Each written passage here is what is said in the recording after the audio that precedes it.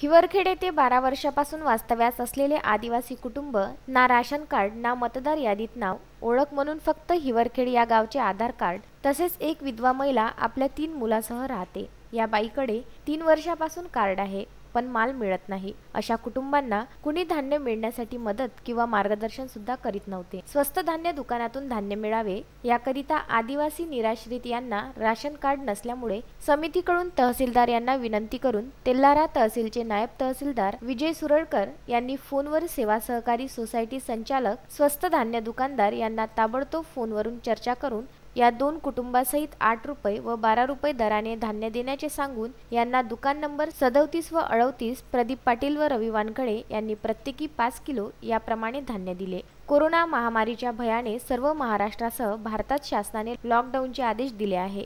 जनता आदेशाचे पालन करीत आहे। सामान्य मजूर वर्गाला हाताला काम नाही, धान्य घेण्यासही पिशवीत पैसे नाही।